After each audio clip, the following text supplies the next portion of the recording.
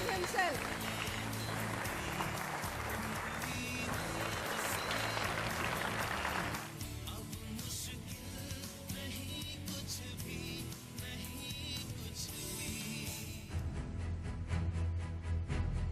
जो असमंजस की स्थिति होती है कि मैंने एक चीज़ बनाई है खुद, अब या तो मैं ल्यूक्रेटिव ऑफर मिल रहा है तो मैं उसको भेजकर अपना वजूद मिटा दूं, या अगर मैं अपनी इंटीग्रिटी इंटैक्ट रखता हूं तो शायद ऐसा भी हो सकता है कि गलाकाट प्रतिस्पर्धा में मैं मिट जाऊं।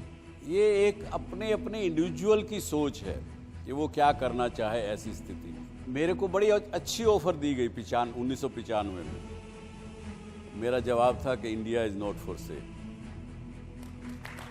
तो As we all know, we are aware of IPL, and the concept of IPL has been came from ICL, and ICL has been funded by Z Entertainment Enterprises.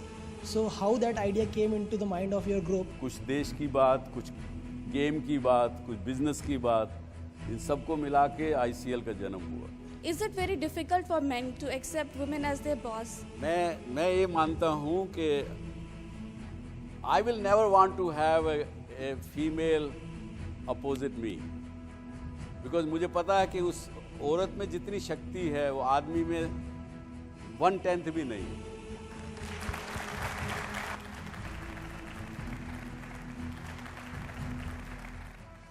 I'm glad that I'm here amongst all of you today.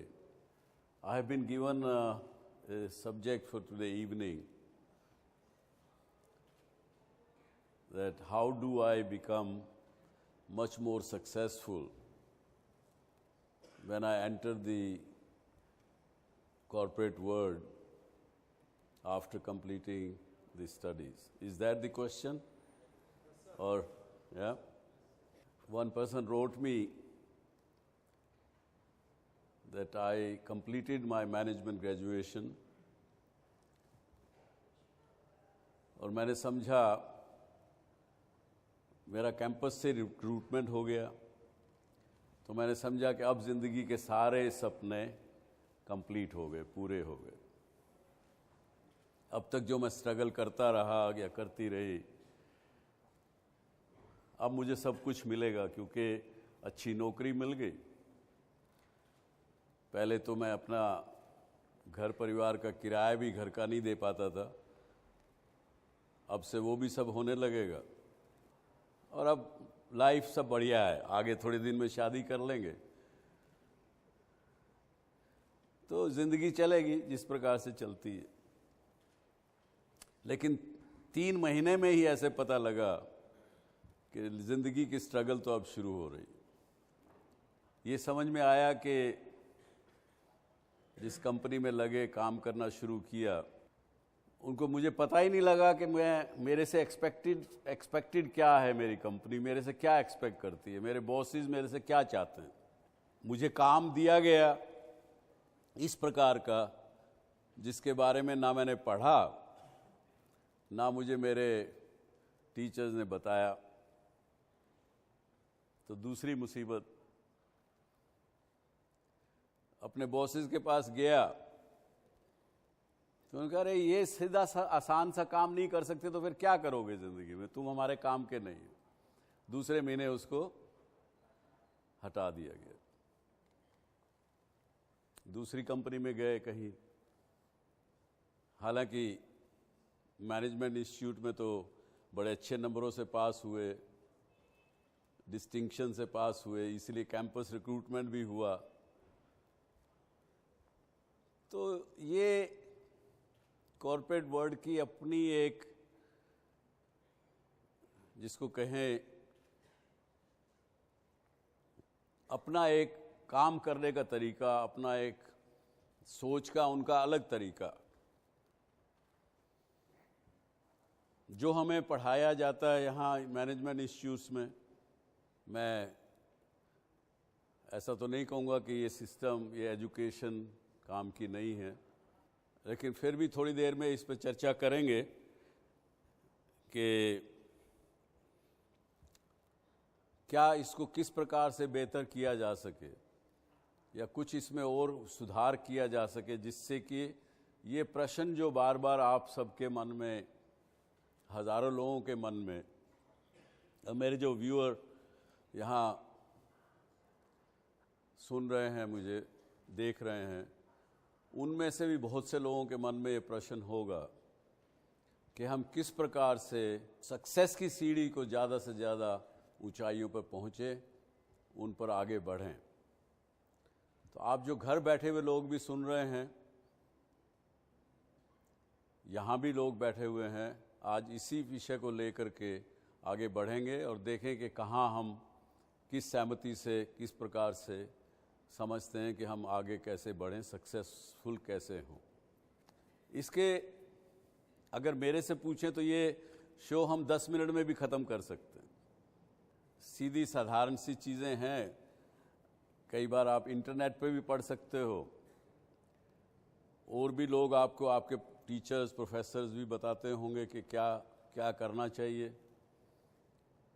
वो तो कुछ तो short term की चीज़ें हैं जो आज के युग में लोग समझते हैं कि ये सक्सेस मंत्रा है, और दूसरा रूप से सोचें तो वो एक बड़ा परमानेंट सॉल्यूशन है कामयाब होने का और कामयाबी पर रहने का, जो कि साधारण है लेकिन हम फिर भी कर नहीं पाते या करना नहीं चाहते। अब आप जो नॉर्मल रूप से जो सिखाया पढ़ाया जाता है वो देखना चाहते हैं, सुनना चाहते हैं, या परमानेंट सॉल्यूशन सुनना चाहते हैं? कठिन है, परमानेंट सॉल्यूशन कठिन है। वो फिर भी आप करना चाहेंगे कि सीधा सा और जो इजी सॉल्यूशन है वो देखना चाहेंगे? Really, you're very good. I must say, I must compliment your institute that BIMTech is having that determination. Congratulations.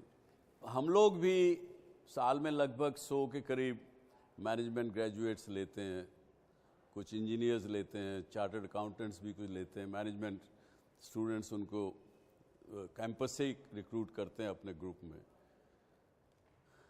जब उनका इंडक्शन होता है तो मैं भी कोशिश करता हूं कि मैं भी उनके सामने जाऊं, उनके सामने मैं खुद खुलूं। आज जैसे आप लोगों से चर्चा कर रहा हूं, इसी प्रकार से उनसे उस दिन भी चर्चा करते हैं। अपने आप को मैं पूरी तरह से उनके सामने खुला किताब के रूप में सामने आ जाता हूं। लेकिन जब मैं सोचता हूं कि वो भी खुलें उसी प्रकार से मेरे से, तो वो नहीं खुलते। बहुत ही एक्सेप्शनल केसेस होते हैं जो अपने आप को उस समय में ओपन अप कर पाते हैं,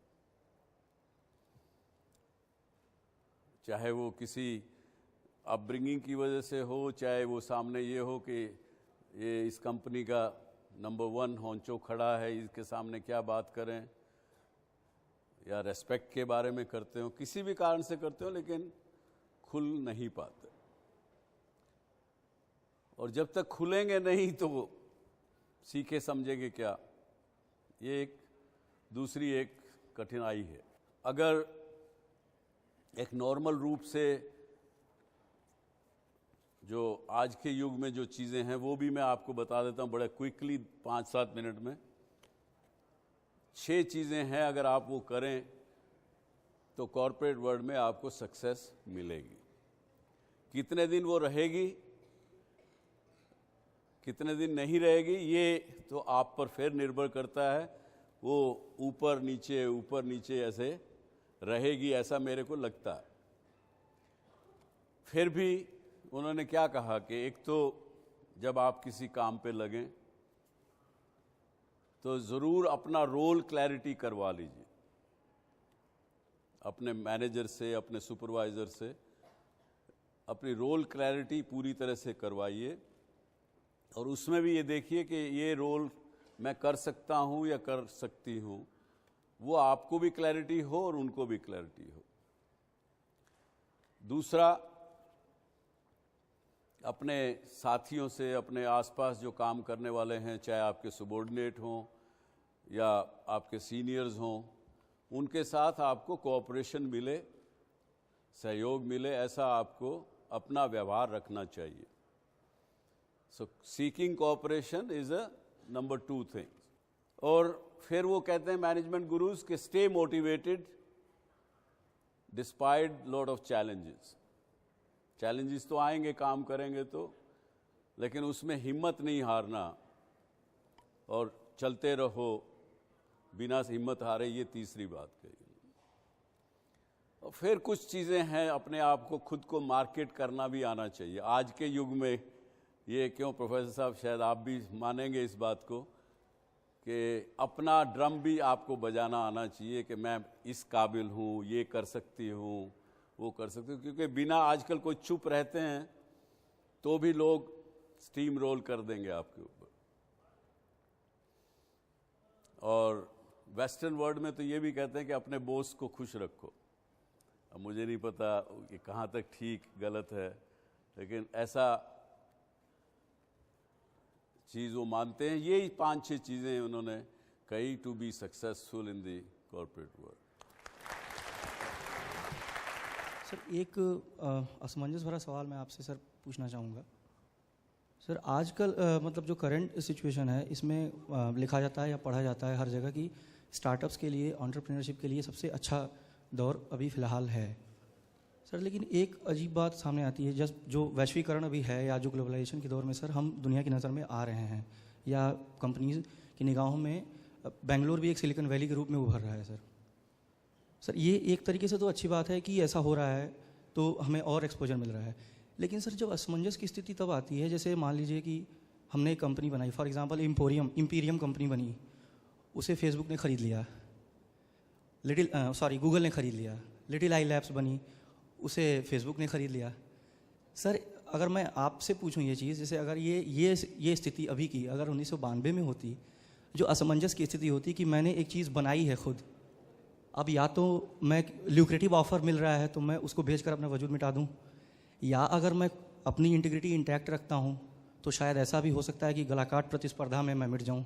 बड़ा अच्छा सवाल आपका है, लेकिन आज के विषय से थोड़ा हटकर है, तो फिर भी थैंक यू।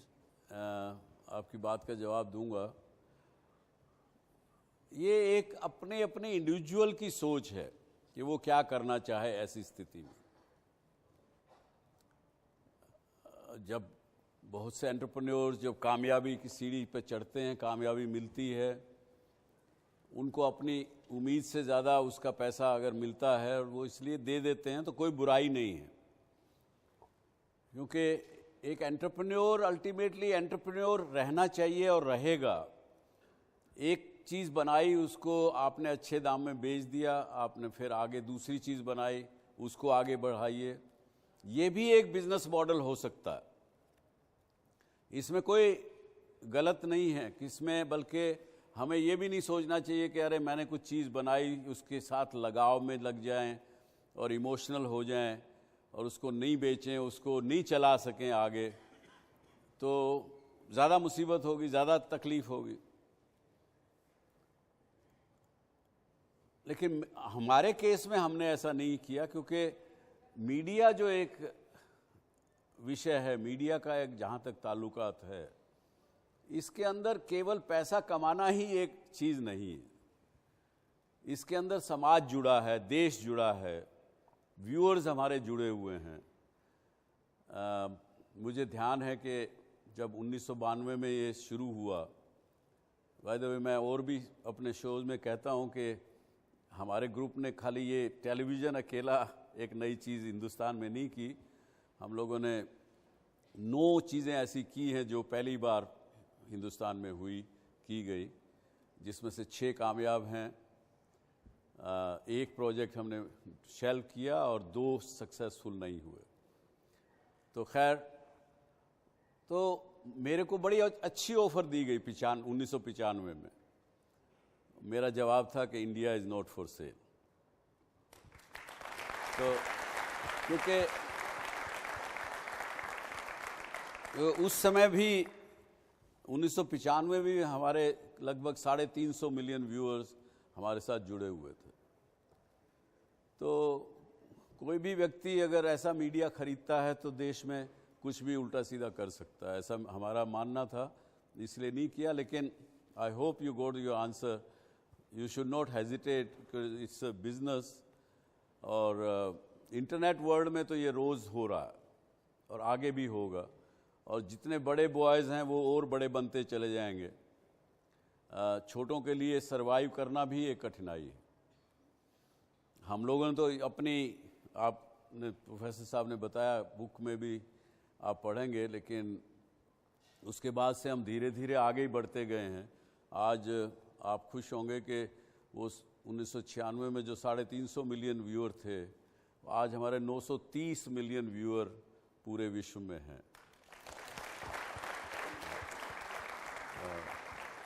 और ऑलरेडी हमारा टारगेट है कि 2020 तक ये आंकड़ा 1.4 बिलियन लोगों तक पहुंच जाए। तो खैर एक ये विषय रहा। और कोई प्रश्न? As we all know, we are aware of IPL, and the concept of IPL has been came from ICL, and ICL has been funded by Z Entertainment Enterprises. So how that idea came into the mind of your group, and what made you to initiate and promote cricket?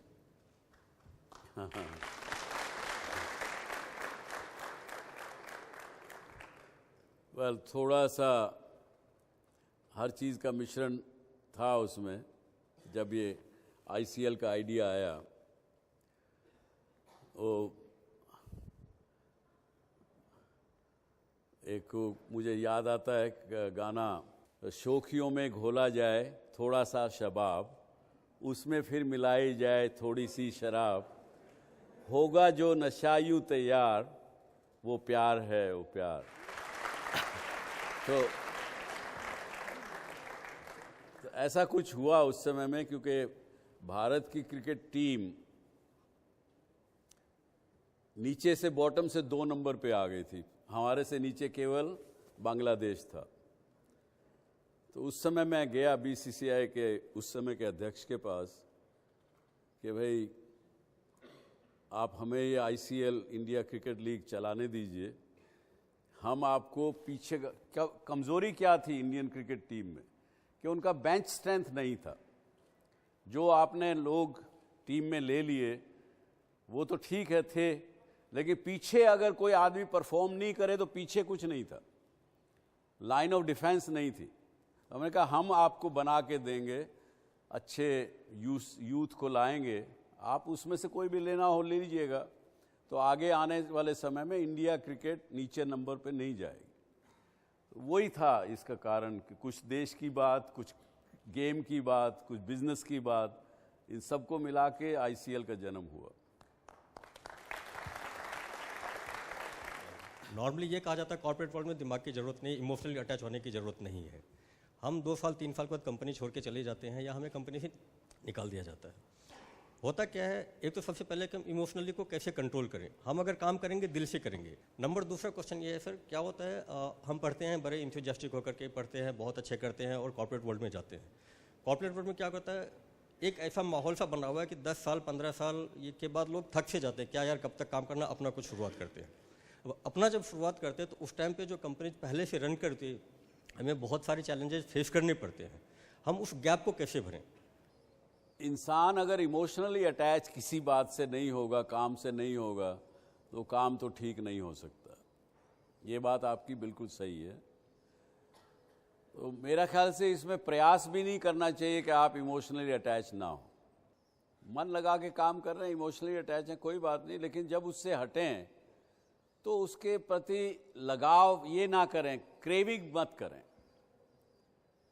कि यार अच्छा काम था, मेरी नौकरी छूट गई, अब क्या करूंगी, अब क्या करूंगा। ये क्या, ये अगर आप में क्षमता है तो आप कुछ ना कुछ कर लेंगे।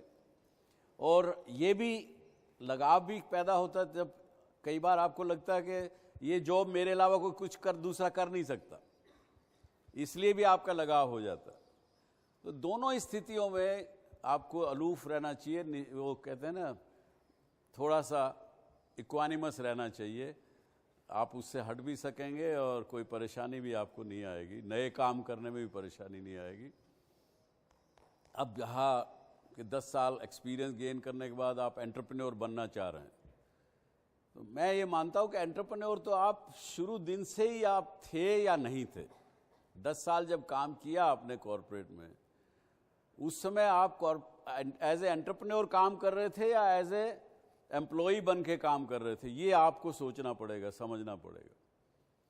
मेरा आप सबसे कहना है, एटलीस्ट मैनेजमेंट स्टूडेंट्स को तो मेरा ये कहना रहेगा आप लोगों को कि आपको अपने एंटरप्रेन्योरियल स्किल कॉम्प्रोमाइज मत कीजिए, चाहे किसी और के लिए भी काम कर रहे हैं। उस आग को जलने दीजिए अंदर। जिस दिन आप करना चाहे खुद वो काम को भी आप खुद का समझ के करेंगे, एंटरप्रेन्योर रहेंगे, एंटरप्रेन्योर बने रहेंगे, तो उसमें भी कामयाबी मिलेगी। और आगे जब आप अपना करेंगे तो आपको तकलीफ नहीं आएगी, ऐसा मेरा मानना। लेकिन एंटरप्रेन्योरियल स्किल आप में होनी चाहिए, वो टैलेंट होना चाहिए। और अगर वो नहीं है तो फिर उसका प्रयास भी नहीं करना चाहिए एंटरप्रेन्योर बनने का। So the tips you said to be successful, but often we see that success does not actually translate into happiness. And for a young corporate, for us who are just training to get into a corporate world, we often are put into crossroads where we have to choose whether we choose success or happiness. What would you suggest for them? Happiness और success ये दो अलग चीजें हैं। और यहाँ पे मैं थोड़ा सा क्षमा चाहूँगा फैकल्टी से। थोड़ा मैं किसी इंडिविजुअल पर, किसी उस पर मैं क्रिटिक नहीं हूँ, लेकिन देखिए इसको समझिए। और यही रास्ता है जो मैं शुरू में मैंने कहा था आपको कि परमानेंट आपको सक्सेस किस प्रकार से मिले। उसके लिए कुछ फंडामेंटल बातें हमको समझनी पड़ेंगी। फंडामेंटल ये है कि इस वर्ल्ड में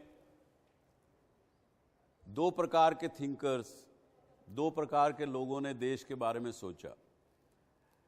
एक प्रकार के लोग जो थे हमारे साइंटिस्ट, रिसर्च करने वाले लोग, टेक्नीशियंस, टेक्नोलॉजी के लोग,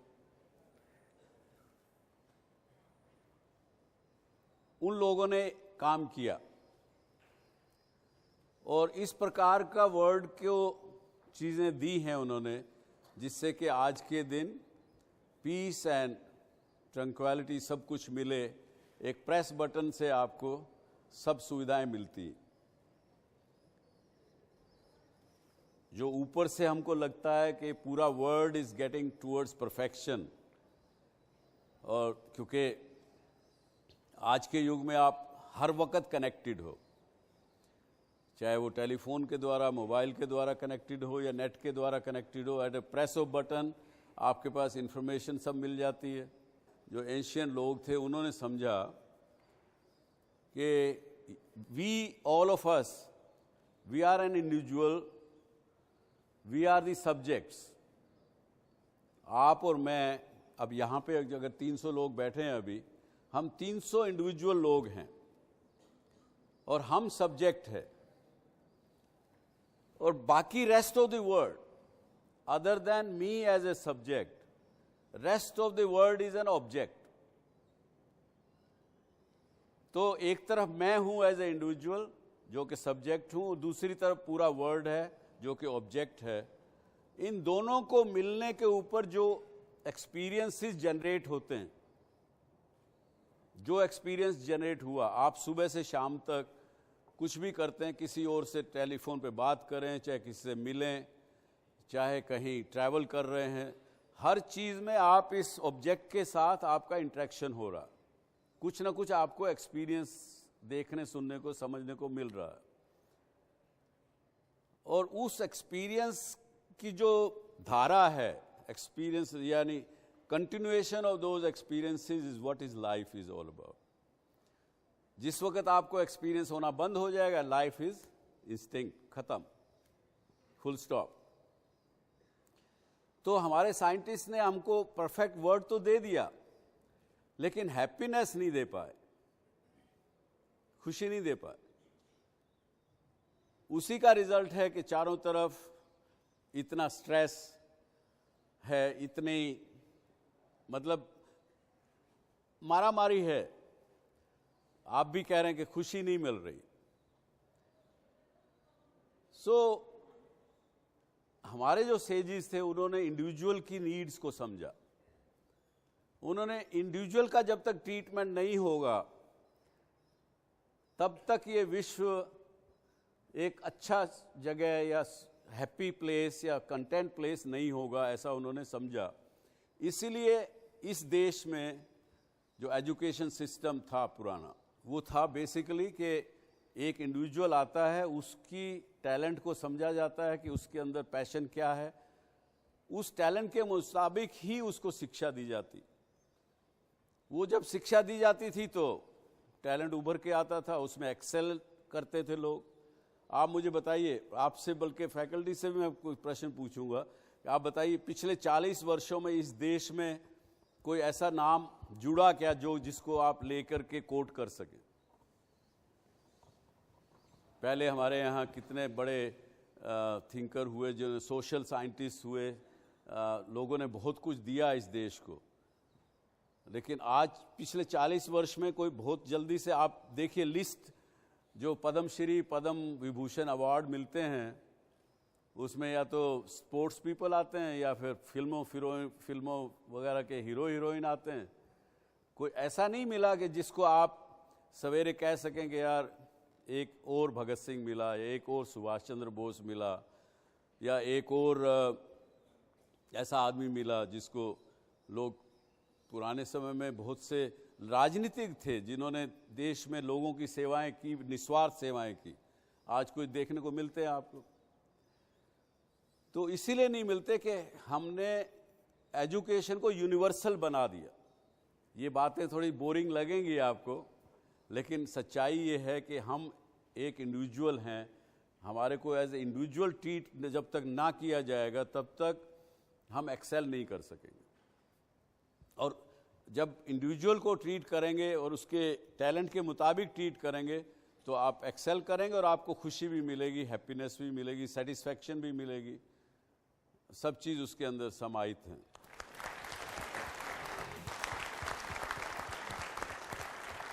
We will have last round of questions. Yeah. So मेरा ये क्वेश्चन है कि मैं यहाँ ज्वाइन करने से पहले I was working as a trainer and there were sometimes batches, I have train batches जिसमें कि सिर्फ लड़के हुआ करते थे। एंड कभी कभी ऐसा लगता था सर कि सामने वाला is not ready to accept some things that you are saying, and it was just because a female is standing in front of him. तो सर ऐसा मतलब is it very difficult for men to accept women as their boss? And sir जब ऐसा होता है, you were talking about stay motivated, तो सामने वाली लड़की को कैसे, how does she keep herself motivated?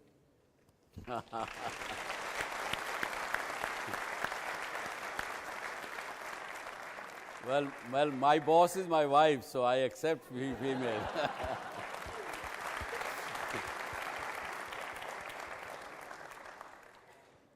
लेकिन ये एक समय में रहा हो सकता है, लेकिन आज के दिन तो चेंज हो रहा है।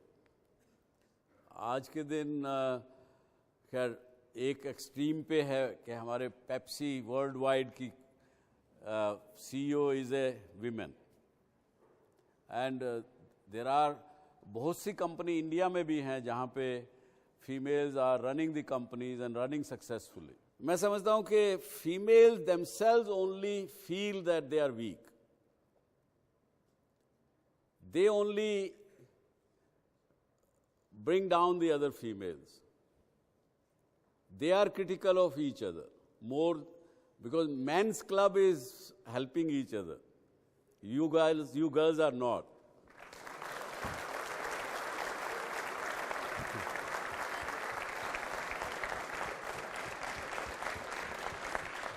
Sir actually I will go by what you said, but then sir कभी जब आपको ऐसा लगे कि सामने वाला is not taking you seriously और you know you have to do something, show your real mind. मैं ये मानता हूं कि I will never want to have a female opposite me, because मुझे पता है कि उस औरत में जितनी शक्ति है वो आदमी में 1/10 भी नहीं है।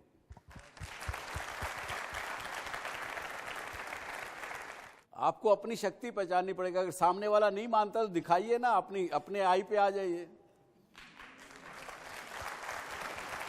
Thank you sir. हाँ सर आगे से ऐसे ही करूँगी। जी। सर अगर आपको किंग ऑफ मीडिया कहा जाए तो कुछ गलत नहीं होगा, लेकिन मेरे को एक चीज़ जाननी थी कि जैसे जैसे समय बीत रहा है, इंटरनेट का use, online advertisement, digital marketing, इन सब का यूज़ इन चीज़ों का यूज़ बहुत ज़्यादा आ रहा है। बट मैं ये जानना चाहूँगा, क्या ये कहीं ना कहीं टेलीविज़न मीडिया बिजनेस को अफेक्ट कर रहा है? अगर हाँ, तो इसको ओवरकम करने के लिए क्या किया जा सकता है? या देखिए, good question pertaining to my industry. Television जिस तरीके से आज है, आज से 10 साल बाद ऐसा होगा ही नहीं। ये the way of distribution of television as it exist today will cease to be there, because content consume करने वाला आदमी जो है वो अपने टाइम पर, अपने हिसाब का, अपने चॉइस की डिवाइस के ऊपर कंज्यूम करेगा। हम लोगों का काम रह जाएगा सिर्फ कंटेंट क्रिएट करना। कंटेंट क्रिएट करके, चाहे वो ऑनलाइन हो, चाहे डिजिटल फॉर्म में हो, चाहे एनालॉग फॉर्म में हो, किसी भी फॉर्म में हो, हम लोग तो उसको उस पाइप में डालेंगे। टेक्नोलॉजी के हिसाब से हमको काम करना पड़ेगा, और फिर व्यूअर की चॉइस है कि वो किस वक्त, कहाँ, कब, कैसे, किस डिवाइस के ऊपर उसको कंज्यूम करे। And we are prepared for it. Thank you sir. Hello sir, here sir, हम अभिषेक पालीवाल। आज के दिन को हम माइथोलॉजी से अपनी रिलेट करने में मैं ऐसे रिसर्च करता हूँ। तो मैंने सोचा कि सर जैसे जो काम हमारे नारद मुनि का था, शायद किसी ज़माने में हमारी सिविलाइजेशन जब थी, वही काम आज की डेट में मीडिया कर रहा है। सब लोगों में thank you for giving me that title. तो सर उस हिसाब से देखें अगर हम, तो राजा का जो रोल होता था कि अपनी जो अमीर हैं उनसे लेके गरीबों को देने का, वही काम शायद आज एंटरप्रेन्योर से एक्सपेक्टेड है, जिससे इंडिया ग्रो कर सके। तो इसमें कितने एंटरप्रेन्योर्स हमारे CSR की अपनी रिस्पॉन्सिबिलिटी, कॉर्पोरेट सोशल रिस्पॉन्सिबिलिटी अपनी निभा रहे हैं, या उसके लिए किस तरफ हमें जाना चाहिए, क्या सोच लेके जाना चाहिए, इससे कल के बडिंग एंटरप्रेन्योर्स भी उसी रास्ते पर चल सकें? वेल, मैं जो ये कर रहा हूँ, मैं तो CSR समझ के ही कर रहा हूँ। मैंने पहले भी कहा कि मेरा और कोई हित इस शो को करने में नहीं है। मेरी यही इच्छा है कि आज का यूथ अगर इससे कुछ बेनिफिट ले सके, हमारे एक्सपीरियंसेस को समझ कर, सोच कर, तो मैं समझता हूँ कि एक अच्छा काम मैं करूँगा। अदरवाइज तो इसके नेगेटिव बहुत हैं कि मैं I am exposing myself to the lot of criticism, lot of people, lot of my competitors, they can read my back of my mind by through this show and so on so forth. But और लेकिन corporate social responsibility की प्रथा इस देश में पहले से बहुत रही है, और शायद कुछ लोग उसको भूल गए होंगे, तो ये वापस आ जाएंगे। हमारे यहाँ तो दसों की प्रथा थी कि 10वां हिस्सा प्रॉफिट का जाएगा ही जाएगा अच्छे कामों में, और पिछले 4 पीढ़ियों से थी। जी Sir, as management graduates, we are passionate about entrepreneurship. It is our goal at some point of time in our lives that we start our own business. But practically speaking, according to your experience and according to your knowledge, practically speaking, what is the age to get into entrepreneurship? What is the right age to get into entrepreneurship? There is no age to being an entrepreneur. Either, I mean, I'll answer you this way. आप अगर इस बात को और गहराई से समझना चाहें तो DSC वेबसाइट पे अगर लॉग इन करेंगे तो आपको you can download a book, छोटी सी बुक है कोई 20-25 पेज की, which is I have collected those things and I have written that book. संवाद मीन्स कम्युनिकेशन, वो आप देख सकते हैं, पढ़ भी सकते हैं, डाउनलोड करना चाहें कर सकते हैं, कोई चार्ज नहीं है, फ्री है।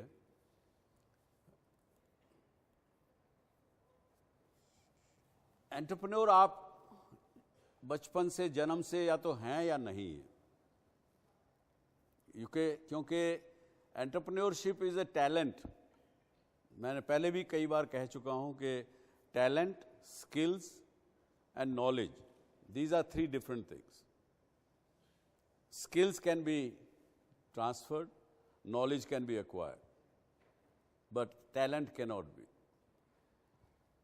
Either you have it or you don't have it. I've seen a lot of young boys and girls, those who are very enterprising, right from their school time. And entrepreneurship doesn't mean that it has to be only your own business. I've said that even a teacher, a professor, they are also entrepreneurial. If they think out of the box, they make out, entrepreneur have no boundaries per se. There is no defined role for an entrepreneur. Entrepreneur is who can experiment and enter into uncharted areas. Even though in all the other answers that you've given today, you've answered my question in bits and pieces. But when ma'am introduced you, she called you a visionary. My question is, what makes a visionary a visionary? देखिए, success is what makes other people to call you a visionary. It's